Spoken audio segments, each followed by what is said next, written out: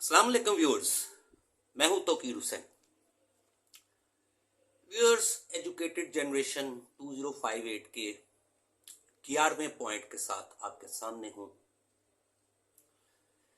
11वां point है viewers, parenting. Parenting का मतलब होता है the process of caring for your child और चिल्ड्रन। पेरेंट्स का अपने बच्चे या बच्चों को केयर करने का अंदाज, और ये पेरेंटिंग स्किल्स होती हैं। क्योंकि एक बात याद रखिएगा, हर इंसान अपनी हैबिट्स डेवलप करता है। आप घर में जानवर भी रखते हैं ना, तो उसको भी टेम करना पड़ता है ना, उसे कुछ आदत उसे डालनी पड़ती हैं कि अंदर पॉटी नहीं करनी, अंदर पेशाब नहीं करना, शोर नहीं डालना। तो इंसान को तो फिर कितनी केयर चाहिए और उसके लिए कितनी चीजें चाहिए, वो जो तमाम चीजें हैं वो स्किल्स कहलाती हैं उसकी। किसी बच्चे को ट्रेन करने के लिए, और खास तौर पे सबसे अहम इंसान की ट्रेनिंग का दौर नंबर 1 है पहले 5 साल। उसके माँ बाप, उसकी फैमिली बीच में, उसके इर्द गिर्द के लोग और माहौल। ब्लैक पेपर की तरह होता है बच्चा। एक पैदाइशी बच्चा एक ब्लैक पेपर की तरह होता है। पहले 5 सालों में आप जो जो उस पे लिखते जाएंगे, जो जो उसे सुनाते जाएंगे, वो उसके ऊपर लिखता जाएगा। सारा कुछ उसके दिमाग में वो रिटर्न होता जाएगा, एक डॉक्यूमेंट बनता जाएगा उसके दिमाग में। और फिर उसके बाद उसकी प्राइमरी एजुकेशन, जो चीजें आप उसे सिखाएंगे वो चीजें वो ही परमानेंट उसके साथ चलेंगी। आप राइटिंग नहीं बदल सकते अपनी। मुझे कुछ अर्सा पहले ऐसा लगा कि मेरी राइटिंग इतनी नीट एंड क्लीन नहीं है, तो मैं जरा थोड़ा सा राइटिंग को अपनी को चेंज करूं। नहीं कर सका। जो हैबिट, जिस तरह का लिखने की हैबिट पड़ गई प्राइमरी स्टेज पे, वो अब नहीं बदली जा रही।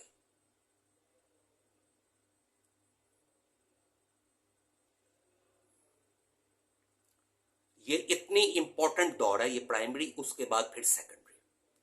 और सेकेंडरी तक जो बेसिक बातें, चीजें बेस बननी होती है ना, वो बन गई होती है। उसके बाद जहां तो रियल एजुकेशन होगी, वहां रियली क्वालिफाइड स्टूडेंट एंटर हो सकेगा। इंग्लैंड में किसी भी पोस्ट सेकेंडरी एजुकेशन में जाने के लिए उन्होंने आइल्स जैसा टेस्ट रखा हुआ है। आपने यहां पे इंजीनियरिंग यूनिवर्सिटी में जाने के लिए आइल्स रखा हुआ है। किताबें तो सारी इंग्लिश में है वहां पे। मेडिकल कॉलेज में जाने के लिए आइल्स रखा हुआ आपने।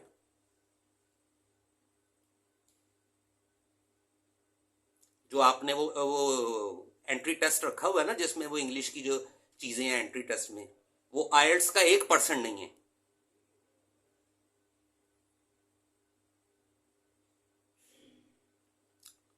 तो पेरेंटिंग हो गया, ये पेरेंटिंग स्किल्स बहुत जरूरी हैं कि how to handle a child, how to care a child, what to teach a child.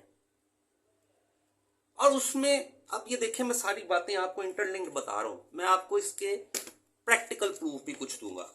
आप ये देखिए, मैंने स्टार्ट किया था इंस्टिंक्ट से और लर्निंग से। मैं आपको दिखाऊंगा इंसान तो इंस्टिंक्टिव भी है, मगर एजुकेटेड में और एक बिल्कुल इंस्टिंक्टिव से इंसान में क्या फर्क है, मैं आपको प्रैक्टिकली दिखाऊंगा ये चीजें। मदर, खास तौर पे मदर अगर एजुकेटेड होगी तो उसकी पेरेंटिंग ही और होगी। और उसके बाद मैंने आपको पॉइंट दिया डिसीजन मेकिंग। उस मदर ने या उस फादर ने अपने वक्त पे अगर अपनी मर्जी की डिसीजन मेकिंग की होगी, और अपनी मर्जी की भी करेक्ट। मैं अगर अपनी मर्जी पे एम्फसाइज कर रहा हूं तो उसका ये मतलब हरगिज नहीं है कि किसी से मशवरा ना लिया जाए। सुने सबकी, मगर उसके ऊपर जजमेंट रखें अपनी। फिर उसका ताल्लुक आगे इनकम से आ जाएगा। आप ये देख लें, आपकी अच्छी डिसीजन मेकिंग होगी, ठीक है, आपकी इनकम होगी। पेरेंटिंग के लिए इनकम की जरूरत है, पैसों की जरूरत है। फिर मैरिज आ गया। आपने अगर अच्छी तरह से मैरिज के जो तकाजे होते हैं उनको देख के शादी की है तो नो प्रॉब्लम। उसके बाद आप कपल स्टाइल में आ गए। आपने अच्छी तरह से एक दूसरे को कपल स्टाइल में देख लिया भाई कि हम आपस में टॉलरेंट हैं, हम आपस में एक दूसरे को एक्सेप्टेबल हैं, मेंटली, नॉट फिजिकली और रिचुअली, रस्मी तौर पे नहीं जो जमाने की रस्में हैं। और उसके बाद आप फैमिली हो गई आपके, ठीक है। फिर आप फोकस्ड हो गए उसके ऊपर, आप सुकून में है, फोकस्ड हो गए। फिर आपका एनवायरनमेंट बन गया, ठीक है कि नहीं। आपने एनवायरनमेंट बना लिया अपना, सादा सा छोटा सा ही क्यों ना हो। और उसके बाद आपके अंदर कंपैटिबिलिटी है। कंपैटिबल वो लोग होते हैं जो हिडन शैतानों के बहकावे में नहीं आते। हर इंसान के इर्द गिर्द उसकी पीठ पे वार करने वाले लोग होते हैं। ये इंसान को समझ आए या ना आए, उसके इर्द गिर्द जेलस होते हैं, हसद होते हैं, जो मुंह पे ही हा करते हैं, बड़ा अंदर से वो जेलस होते हैं। कंपैटिबल कपल किसी के ट्रैप में नहीं आएगा,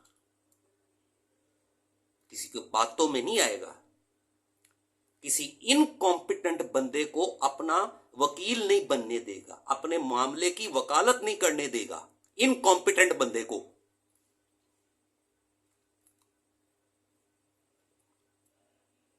ये फर्क है।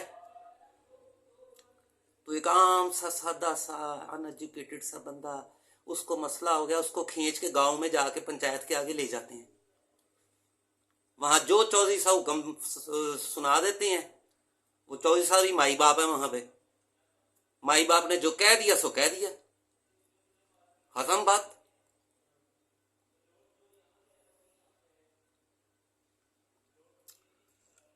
और पेरेंटिंग मैंने आपको बता दिया है कि बच्चे की केयर में बहुत सी चीजें आ जाती हैं, ठीक है कि नहीं।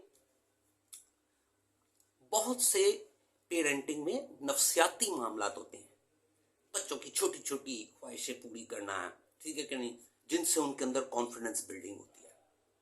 आपको मैंने शॉर्ट्स में कुछ चीजें बताई हैं। बुलिंग मैंने पूछा है, आपने कोई रिस्पॉन्स ही नहीं दिया, आपको पता ही नहीं है कि बुलिंग क्या होती है।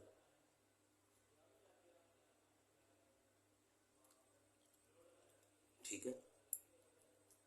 और अब मैं आपको बहुत एक अहम बात बताने लगा जो इन्हीं 15 टॉपिक से रिलेटेड है। आप हर वक्त अपने इर्द गिर्द लफ्ज एक सुनते रहते हैं, गरीब मारा गया, बड़ी महंगाई हो गई, गरीब मारा गया। ये गरीब क्या होता है? जिसके पास पैसे नहीं होते। तो गरीब के और कितने मानी हैं? आपको बताता हूं कि गरीब के 6 मीनिंग होते हैं। एक उनमें से मतलब है हैविंग लिटिल मनी।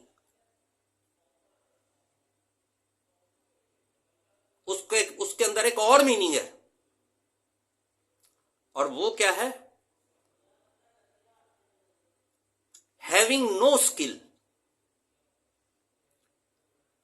और गुड एट समथिंग। मिसाल के तौर पे ए पुअर स्विमर, यानी कि इसको सही तरह से तैरना नहीं आता, इसको तैरने की स्किल नहीं आती, तो ये पुअर स्विमर है। और जिसके पास अच्छी, जिसको टेक्निक आती है अच्छी तैरने की, वो गुड स्विमर है। अब मैंने आए दिन अमेरिका में किसी ना किसी रियासत में, वहां पे उनके ये जो हैं थंडरस्टॉर्म्स वगैरह आए रहते हैं, तेज हवाएं, बारिशें, समुद्री तूफान, ये आए रहती हैं, और वहां पे उससे उनके नुकसान होते रहते हैं। मैंने कभी वहां पे खबरों में नहीं सुना कि 13 गरीब मारे गए, फ्लोरिडा में 13 गरीब मारे गए तूफानी बारिशों में, न्यूयॉर्क में तेज बारिशों से 32 गरीब मारे गए।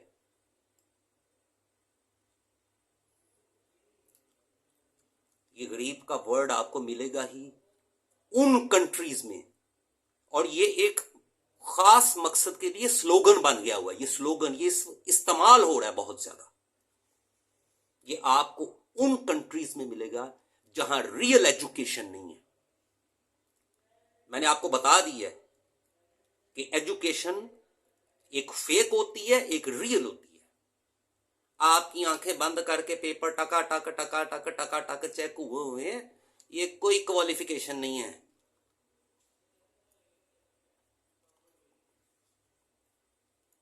असल क्वालिफिकेशन कब तक सामने आती है? जब ये जुबान खुलती है और जब ये हाथ चलते हैं लिखते हुए। वो कागज का टुकड़ा नहीं बोलता 1100 में से 1100।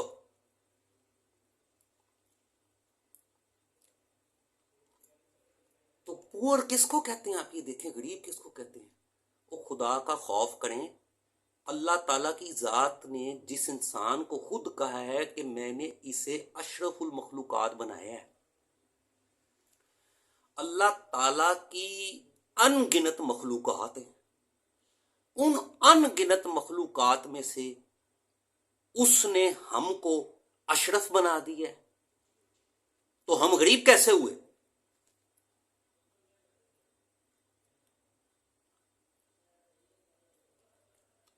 हम गरीब हुए अपने सिस्टम की करतूतों की वजह से, हरकत की वजह से, फैक्टर्स की वजह से, वजूहात की वजह से।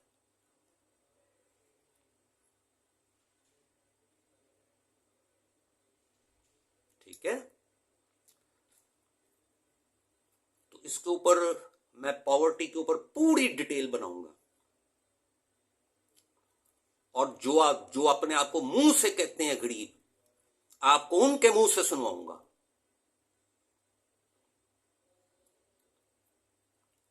आपको ये सुनवाऊंगा कि एक वो बंदा, वो खाली जिसकी जेब में पैसे इतने ज्यादा नहीं है, वो गरीब नहीं है। गरीब वो है जिसके दिमाग में कुछ नहीं है, जिसके पास आगे मूव ऑन की ऑप्शंस ही नहीं है, जिसके दिमाग में इमेजिनेशन क्रिएटिविटी ही नहीं है, वो स्टिल है वहीं पे। उसके बाप ने रेडी लगाई थी, उसने भी लगानी है, और उसने अपने बच्चे को भी लगवानी है। ये है गरीब की गुर्बत।